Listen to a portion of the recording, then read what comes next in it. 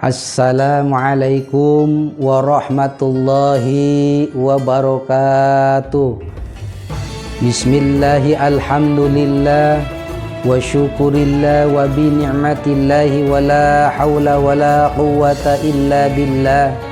Allahumma salli wa sallim ala sayyidina Muhammadin Rasulillah wa ala alihi wa sahbihi wa man tabi'ahu wa mawala. Amma ba'du, faqad qala Allah ta'ala fil Qur'anil azim wa huwa asdaqul qailin. A'udzu billahi minasy syaithanir rajim. Bismillahirrahmanirrahim. Rabbis shrah li sadri wa yassir li amri wahlul 'uqdatam min lisani yafqahu qawli. Shadaqallahul azim wa shadaqa rasuluhu ballighu habibul karim. Wa nahnu ala dzalika minasyahidin wa syakirin walhamdulillahi rabbil alamin. Puji dan syukur marilah kita panjatkan kepada Allah yang Maha Ghafur, yang telah memberikan beraneka ragam kenikmatan kepada kita, yang utama yaitu nikmat iman dan Islam, serta nikmat sehat wal afiat, nikmat panjang umur. Alhamdulillah, senantiasa nikmat panjang umur ini dan nikmat sehat ini kita bisa berjumpa, kita bisa kembali bermusyafahah. Alhamdulillah, inilah nikmat yang diberikan oleh Allah Subhanahu wa ta'ala. Sholawat teriring salam moga terlimpah curahkan kepada baginda alam revolusional Islam, habibana wa syafi'ana wa maulana sayyiduna Muhammadin sallallahu alaihi wasallam, beserta keluarganya, para sahabatnya, para umatnya. Mudah-mudahan kita dapat cucuran dan rahmat salawat, yaitu sebagai pengikut umat Kangjeng Rasulullah sallallahu alaihi wasallam. Pemirsa yang dirahmati oleh Allah Subhanahu wa taala, bahwasanya kita ini sekarang hidup di dunia akan pergi atau akan kembali, yang namanya mati. Allah berfirman dalam Al-Qur'an, kullu nafsin dha'iqatul maut. Semuanya kita yang bernyawa, berjasad akan mati. Maka andai kata kita ini sekarang tahu bahwasanya kuburan itu sekarang memanggil kita, menjerit, yaitu memperingati 5 perkara kepada orang-orang yang hidup sekarang di alam dunia. Yang pertama, kubur berbicara, Anna baitul wahda. Saya ini adalah rumah yang akan mengisi sendirian. Manusia di alam dunia sekarang bercampur gaul dengan saudara, dengan istri, anak, atau tetangga. Ketika kita telah mati di dalam kubur, maka kita tidak ada teman. Mu'nisan qiraatil Quran. Carilah teman untuk di kuburan. Apa teman buat di kuburan? Yaitu dengan memperbanyak pembacaan Al-Quran. Insya Allah Al-Quran itu akan menjadi teman kita di kuburan, bahkan akan menjadi syafaat nanti di yaumil qiyamah. Itulah peringatan kubur. Yang kedua, kubur memperingati manusia yang hidup di alam dunia. Dia menjerit setiap satu hari 5 kali, Ana baitud dzulma. Saya adalah rumah yang gelap gulita.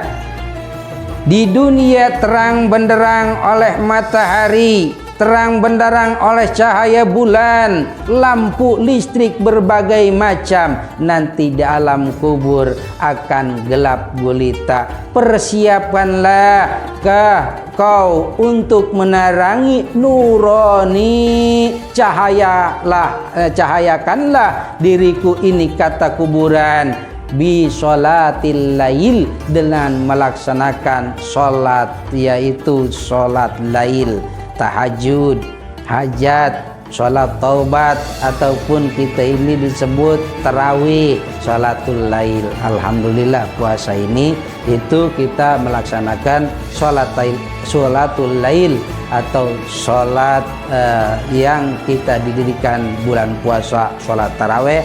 Insya Allah itu akan menerangi, akan menjadi cahaya nanti di alam kubur.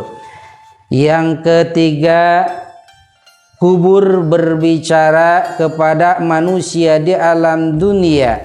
Dia memperingati bahwasanya anna baitul turab, saya adalah tempat semuanya tanah, atas tanah, bawah tanah, pinggir tanah, kanan kiri tanah. Maka carilah buat alasmu di alam dunia. Dengan apa untuk alas kita membawa alas di kubur? Yaitu dengan beramal soleh, amal sodako, amal zakat, amal berbuat baik kepada orang tua, kepada sesama. Disitulah amal-amal kebaikan, amal soleh yang akan menjadi kasur-kasur atau kasur yang sangat empuk yang buat kita tidur nanti di kuburan. Yang keempat, situ kubur berbicara setiap 1 hari 5 kali. Dia memperingati manusia di alam dunia dengan berbicara anna baitul wafa, saya adalah rumah atau tempat, yaitu yang dengan penuh ular-ular yang berbisa, hewan-hewan yang buas, hewan-hewan yang akan menerkam manusia di dalam kubur yang penuh beracun. Maka bawalah racun di alam dunia ke dalam kubur untuk menangkal, yaitu binatang-binatang buas atau ular-ular yang berbisa. Bawalah racun di alam dunia dengan memperbanyak la ilaha illallah Muhammadur Rasulullah. Faksir, perbanyaklah qaula la ilaha illallah Muhammadur Rasulullah dengan ucapan la ilaha illallah Muhammadur Rasulullah. Yang kelima, yaitu peringatan kubur. Dia berbicara menjerit untuk memperingati manusia yang hidup di alam dunia, bahwasanya dia berbicara anna baitu su'ali munkar wa nakir, saya adalah tempat nanti pertanyaan mungkar dan nakir, pertanyaan makhluk Allah yang dinamakan malaikat mungkar dan nakir. Maka kita ini harus mempersiapkan diri, yaitu untuk kembali dan akan kembali ke dalam kubur.